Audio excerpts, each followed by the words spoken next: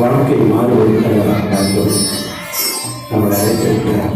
ஒரு நேரத்தில் ஒரு வாழ்க்கை இஷ்டத்தோடு மாற்றப்பட்டிருந்தோம், மனத்தோடு மாற்றப்பட்டிருந்த வாழ்க்கையை ஒரு சீரமைக்கு ஒரு சிக்கத்தோடு வாழ நினைச்சேன். அது வாழ்க்கை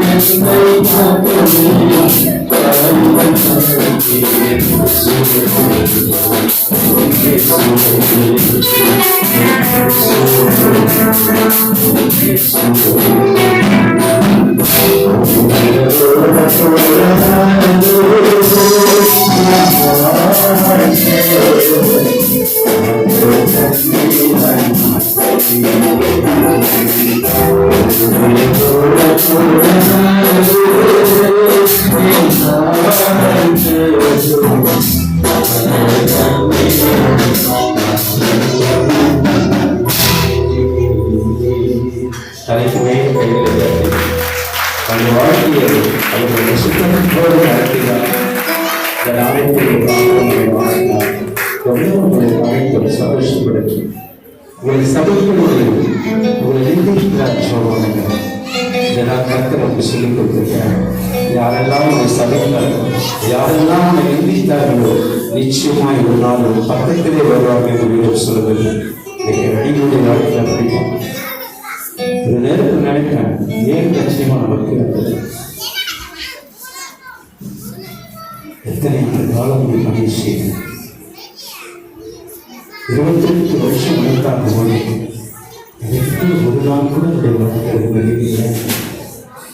அப்பதான் அவர்கள் நினைச்சாங்க, உலகத்தை நான் படைத்து உங்களெல்லாம் எங்கள் உருவத்தோடு படைத்து தாயின் கர்ப்பத்தை உருவாக்கி வெளிப்படுத்த வருஷத்துக்கு இந்த நாளும் உங்களை நடத்தினேன். நீங்கள் எனக்கு கொடுத்த சம்பளம் என்ன என்று கேட்டார். நீங்கள் கொடுத்து எனக்கு நிர்ணயம் பாடல்களாக எத்தனை பாடல்கள் மத்தியில் நான் இந்த பாடல்களை ஏற்றுக்கொள்கிறேன். இந்த உலகத்தை ஜெயித்து எத்தனாலும் வளர்க்கப்பட்டதை ஏற்ற பதிலே இந்த உலக பாடல்கள் மாத்திரமே குடும்ப பாடல்களை ஏற்றுக்கொள்ள வேண்டும். நீ ஏற்றுக்கொண்டால் மாத்திரம்தான் என்னுடைய வளர்க்கப்பட்டதில் இருக்கும் என்று சொன்னார். இந்த வாக்குத்தத்தத்தில் ஒவ்வொரு பிள்ளைகளுக்கு நிறைவேறும் என்று சொல்லி நினைக்கிறேன். கஷ்டம் தண்ணி உலகெல்லாம் வளரும்.